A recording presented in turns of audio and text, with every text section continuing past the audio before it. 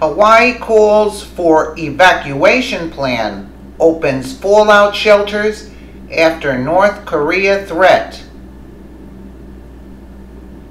Hawaii lawmakers have urgently ordered repairs to hundreds of Cold War-era nuclear fallout shelters and have begun restocking them with medical supplies, food, and water. As tensions with North Korea escalate, Hawaii residents, some old enough to remember the last time their state was in the nuclear crosshairs, are mobilizing to protect themselves from a threatened nuclear strike.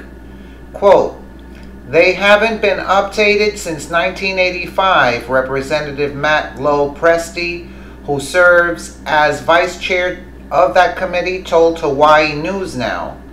I was 11 years old when they were last updated. Many of the buildings that are on the fallout shelter list don't exist anymore." While the war drums and weapons testing in Pyongyang are playing out on the other side of the world for most Americans, for Hawaiian residents the danger is much closer to home. Honolulu is roughly 4,600 miles from the North Korean capital of Pyongyang, with range of an intercontinental nuclear ballistic missile.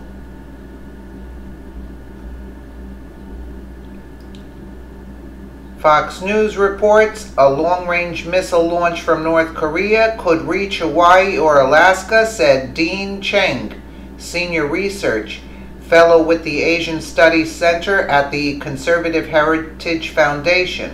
Hawaii is possibly a more desirable target, Cheng said, since the state has 11 military bases including Pearl Harbor and is the headquarters for the United States Pacific Command at Camp Smith.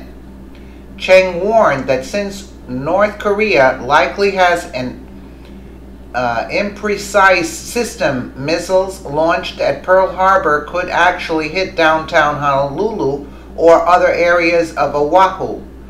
The impact of a missile hitting the island chain could be horrific, Cheng said. Burn cases would flood the hospitals. The state would need a plan to treat people out of the urban Honolulu center, he said, particularly if Honolulu were hit directly.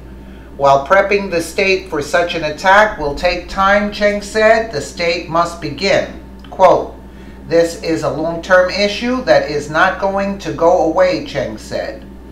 Should North Korea initiate an attack, the state would have just 20 minutes to prepare, said Toby Claremont, executive officer of the department's Hawaii Emergency Management Agency. He told lawmakers it would take 7 years, however, to prepare the state for such an emergency and ensure adequate facilities for the state's 1.42 million residents, including its substantial homeless population as well as millions of visitors.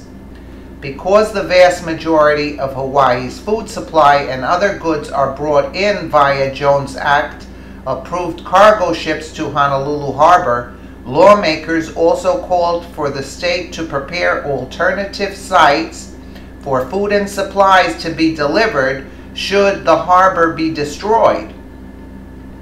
Lopresti told Hawaii News Now he's not he's not trying to spread fear, but he wants the public to know the government is taking steps to protect them in the worst case scenario. The resolution, which passed the committee unanimously, requires further House and Senate approvals. I mean, I wish they would just stop this chaos from occurring, because, you know, it's going to be a lot of suffering in that case. Well, let us know what you think in the comments below, and thank you so much for watching.